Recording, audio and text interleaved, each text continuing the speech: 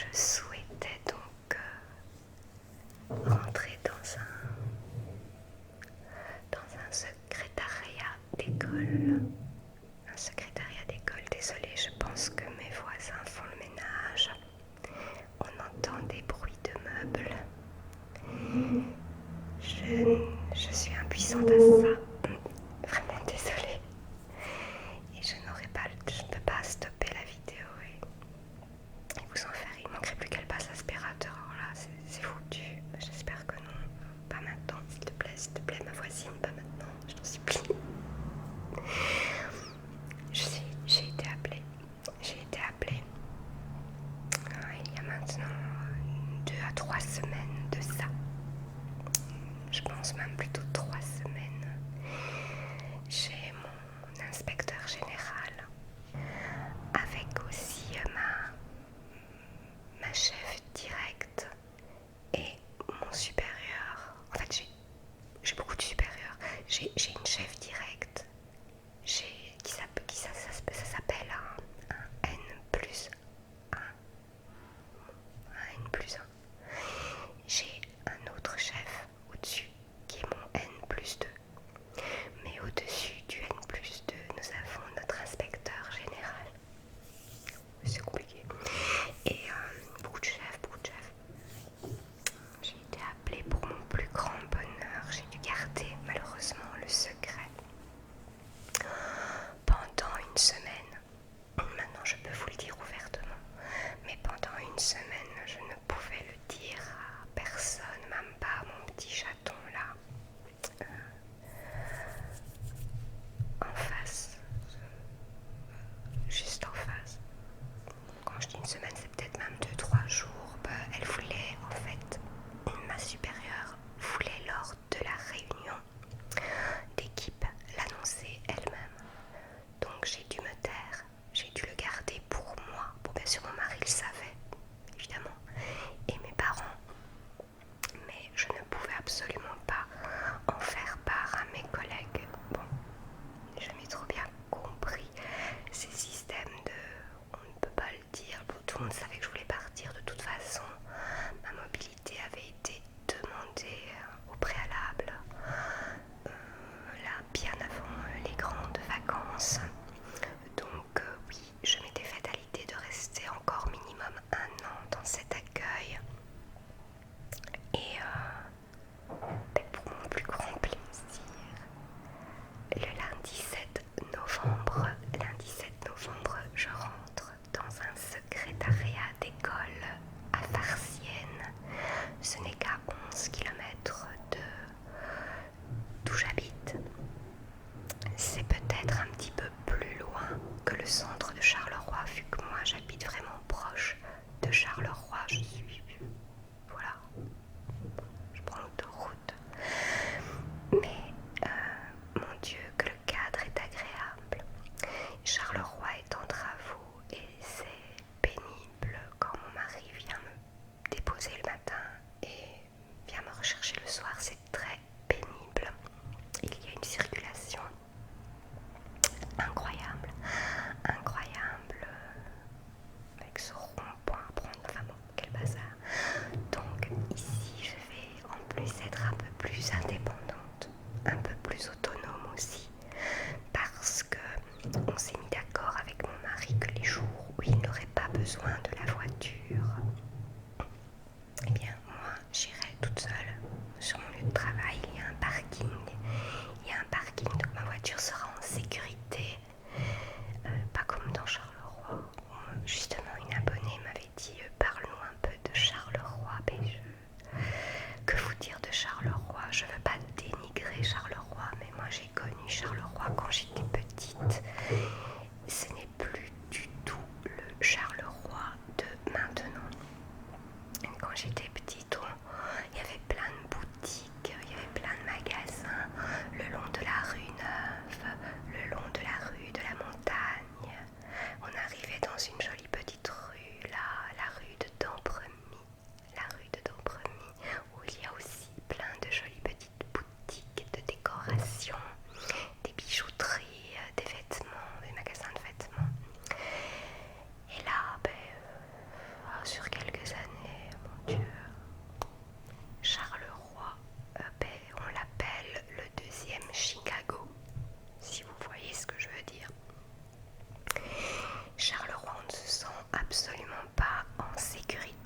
absolument pas. On a des SDF partout. Je n'en veux pas à ces personnes-là, mais c'est souvent malheureusement des drogués. On est embêté toutes les 3 minutes. Je sors de mon travail. Oh, à un moment donné, j'ai pris le métro, j'ai abandonné. On se fait interpeller.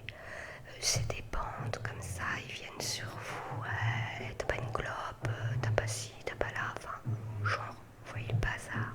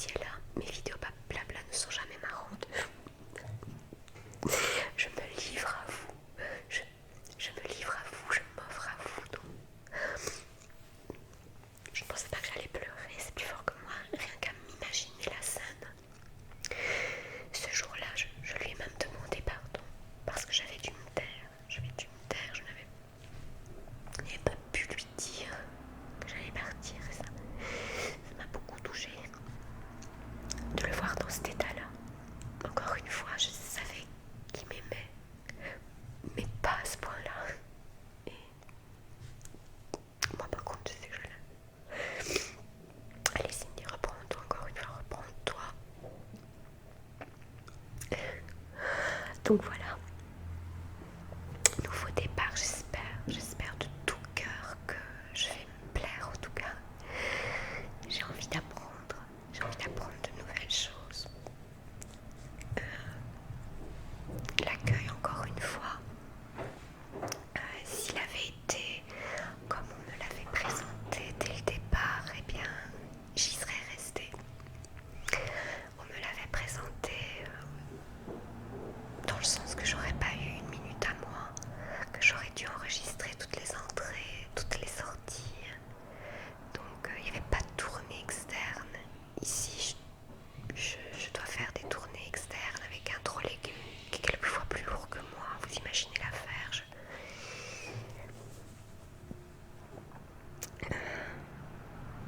47 kilos et encore, j'avais repris, là, j'ai remaigri de nouveau. Je crois que c'est le stress. C'est le stress. J'étais contente, j'avais repris 1 ou 2 kilos et je suis redescendue à 45,5. Je suis fort stressée pour le moment avec tout ça. J'ai été perturbée parce que j'ai été attristée du cancer de ma collègue. Elle va bien, mais elle perd ses cheveux. Je l'ai eu hier au téléphone. Le moral est là. Et alors elle perd sa voix aussi. On dirait qu'elle est malade. Enfin, où est-ce que je vais dire? Elle a sa voix un peu qui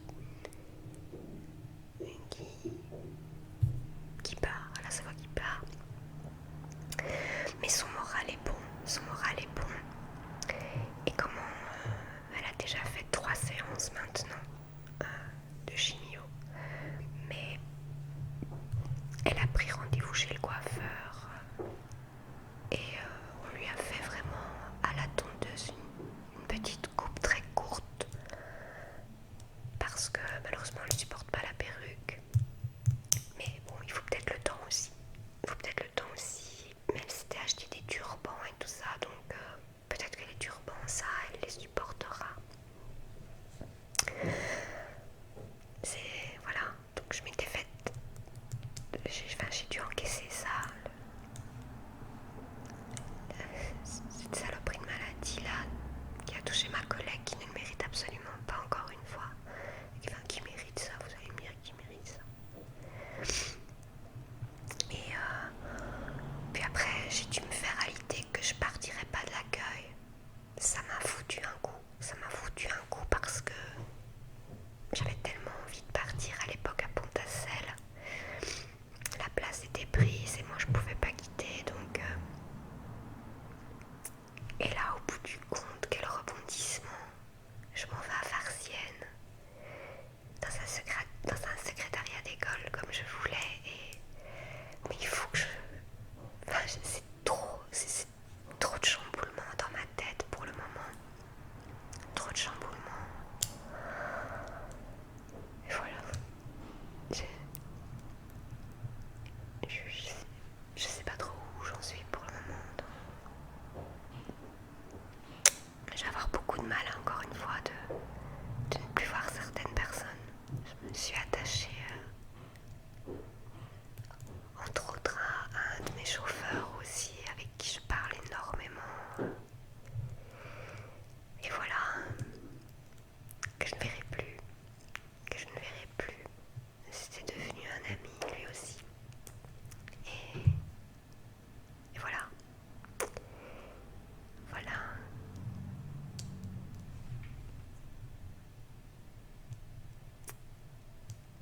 André qui s'était cassé la jambe, qui est revenu, qui lui s'occupe des tournées externes, il va me manquer aussi, mais je l'avais beaucoup au téléphone. Je prenais de ses nouvelles de façon régulière et je continuerai à le faire. Donc voilà. Et mon nouveau collègue, franchement, il s'en sort super bien. Il est jeune, il a 23 ans. Et moi je pense que ça va le faire, que l'accueil va lui plaire. Voilà, donc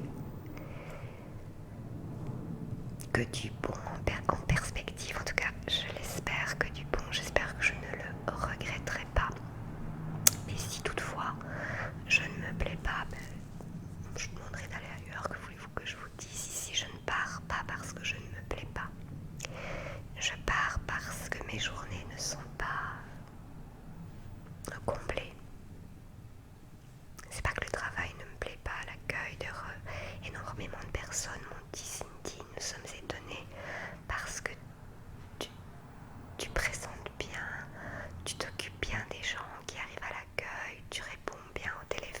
j'ai beaucoup de collègues qui me l'ont dit, notamment des collègues de mon mari, enfin oui, des collègues de mon mari, les électriciens, quand ils passent, ils me l'ont dit.